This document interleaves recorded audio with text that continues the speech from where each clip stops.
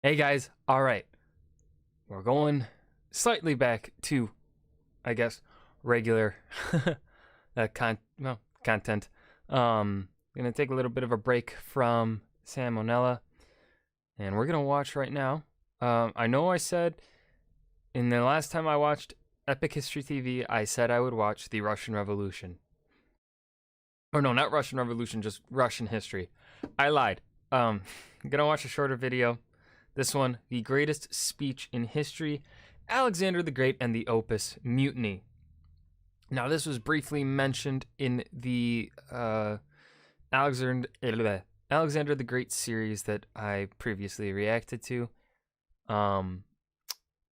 So here's the. Let's see if it truly is the greatest speech in history. Alexander the Great was certainly a talented person. So, it's quite possibly the greatest speech in history. In a brilliant 10-year campaign, Alexander and his Macedonian army conquered much of the known world from Egypt to the Indus River. In 324 BC, they returned to Opis near modern Baghdad, where Alexander ordered some of his Macedonian veterans to return home, but angry at perceived insults to their honor, as well as Alexander's adoption of Persian customs, they mutinied. According to the ancient historian Arrian, Alexander executed 13 ringleaders before confronting the army. Alexander's exact words are not known, but modern historians believe Arrian records the essence of a real moment of history passed down by eyewitnesses. Eyewitness testimony, and just this kind of moment certainly would have been a moment that these soldiers would have told stories of to their family, to their children.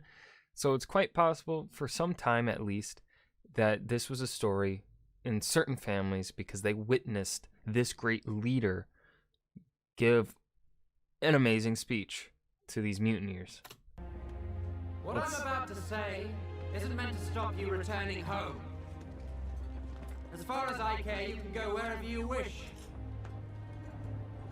But I want you to know how you have behaved towards me, and how I have treated you.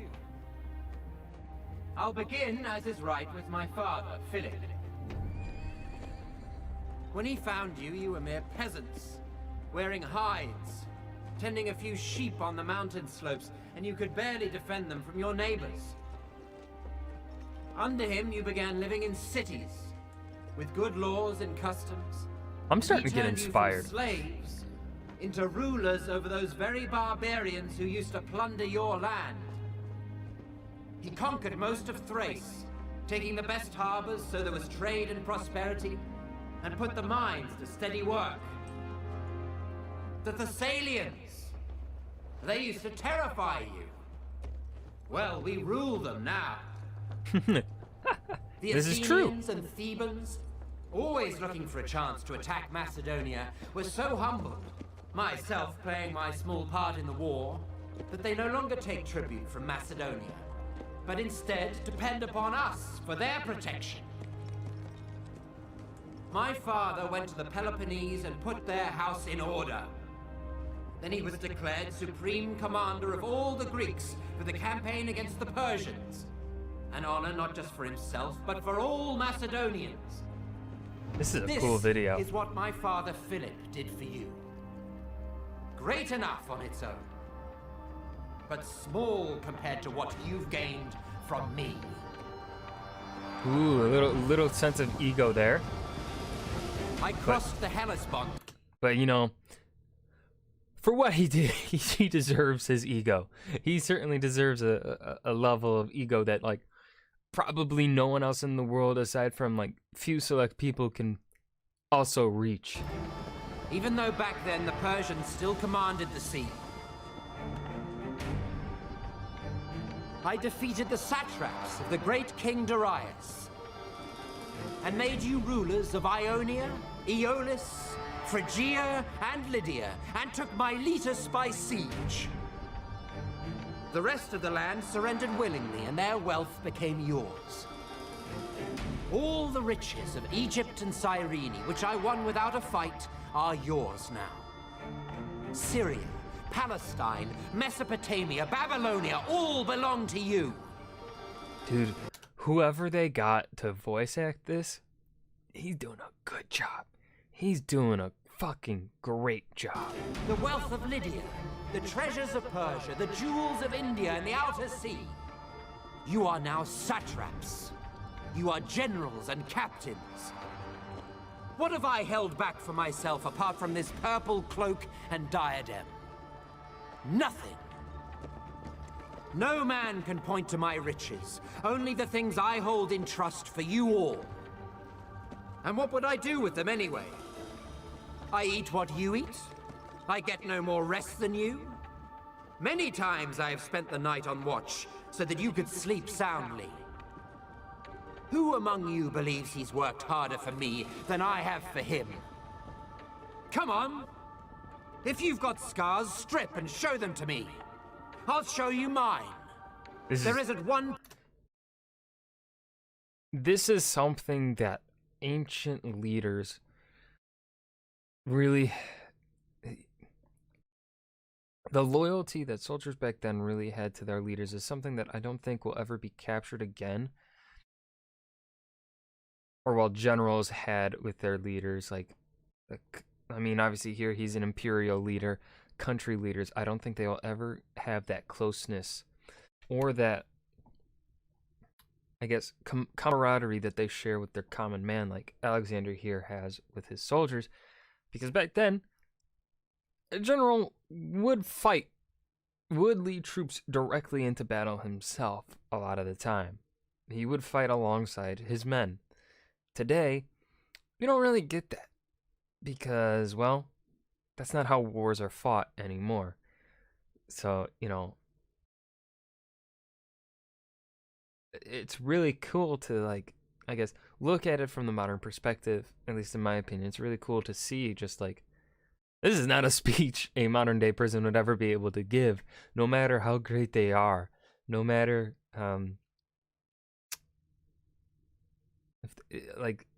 because they would have had to have directly led men into battle and still be leading men into battle.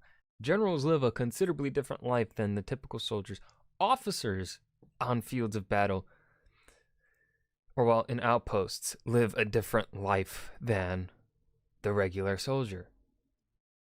Alexander, obviously, he's probably a little bit fudging reality. He probably lived a much better life on the field than these typical soldiers did. He probably had a nice tent. He had guards around his tent. He probably had access to better food on average than his soldiers did. But he still was there among them, right?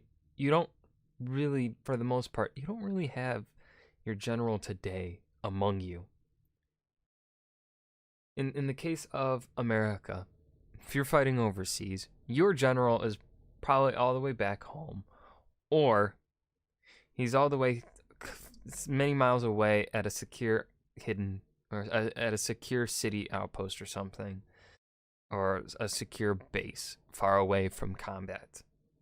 So I don't know why I bring that up. I just think I don't know, just comparing and contrasting the differences between leaders from obviously like a couple thousand years ago to today. It's pretty interesting, and also like kind of seeing some similarities between how people inspire. It's really cool. Part of my body, the front at least, that doesn't bear a wound. My body's covered in scars from every weapon you can think of. Swords, arrows, stones, clubs. All for the sake of your lives, your glory, and your wealth. Ooh, and got yet some music here I coming in. still am, leading you, as conqueror of land and sea, rivers, mountains, and the plains. We've celebrated our weddings together. True. Many of your children will be cousins of my own. I've paid off your debts without asking how you got them, even though you're paid well enough and pillage every city we take. Many of you... So they are certainly paid. However, a lot of these soldiers want to get home so that money can go to their families. Some of these soldiers, I'm not going to say a lot because I obviously do not study this time period, so I don't really have too much knowledge. But the pillaged resources that they do have, I don't I don't think they'd have been able to really send them back home quite yet, or if they, lots of logistical questions that I don't quite understand or know about this time period. But I'm thinking that a lot of the loot that they have taken, they still have with them, and it's not back with their families, and their families need that money because they have been away for like 10 years or something. If I'm wrong, and these soldiers were actually able to send their loot back home, please do tell me. Please do. Wear golden crowns, badges of courage and honor given you by me. Any one of us who was killed, who met a glorious end, we buried with full honors. Many now stand immortalized by bronze statues in Macedonia. Their families are honored and pay no taxes. Ooh. Under my command, not one man has been killed fleeing the enemy. And now, I wanted to send back some of you who've been wounded or crippled, or have grown old, to be welcomed back home as heroes. But since you all wish to go, then all of you, go!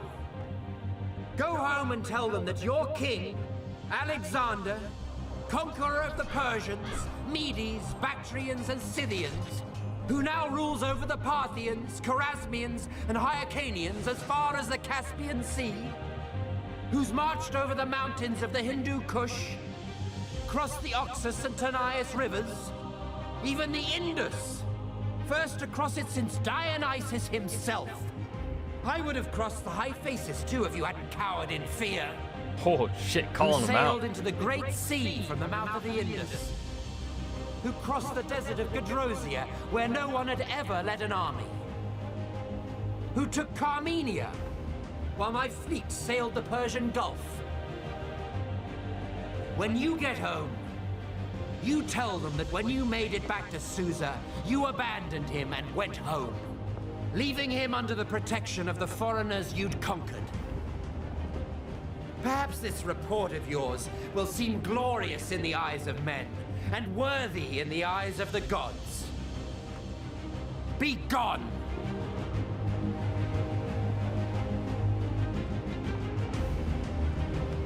After the speech, the Macedonian troops begged Alexander for forgiveness, leading to an emotional reconciliation between the king and his army. Alexander began to plan further conquests, but in Babylon, less than a year later, he succumbed to an unknown illness and died, aged just 32. Thank you to all the Patreon support. Holy fuck, that was a good fucking video. Wow. That is not what I was expecting. I was expecting kind of the typical Epic History TV, which is also, voice of Alexander, Patrick Kennedy. Let's make note of that. Fucking amazing. The artist, Russell, fucking amazing. The audio dubbing and the music, fucking amazing. This video was not what I was expecting. I'm amazed. This was great. This was fucking great. I want to see more content like this. This kind of content where you're not really telling the history, but what you're instead doing is being the history, kind of like, I guess you're kind of putting on a show, right?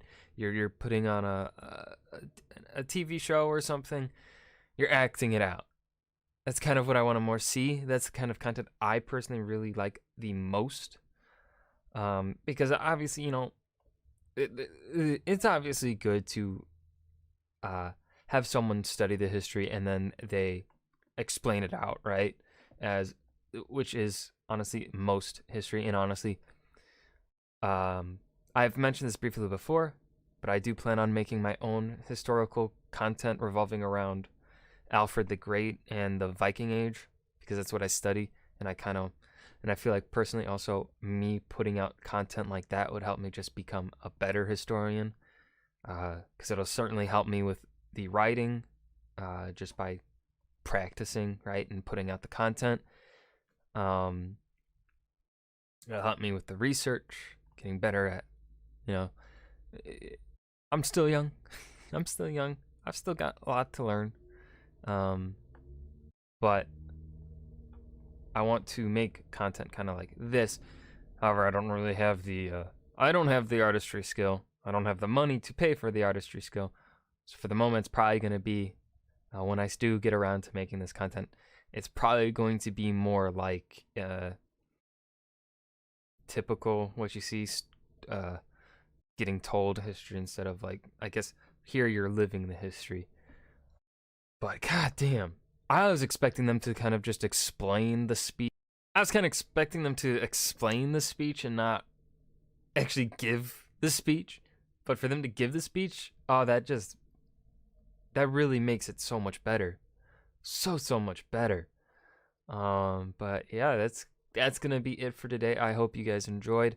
I will get around to watching Epic History TV's History of Russia. Do not worry. I do plan on probably watching all of Epic History TV's videos because I love the channel so much. It's between Epic History TV and History March as my two favorite history content creators that make videos like this. They're my favorites. So yeah, that's gonna be it for today. I hope you guys enjoyed. Remember to leave a suggestion down below for what you want to see me react to next, and I'll see you guys in the next video. Thank you.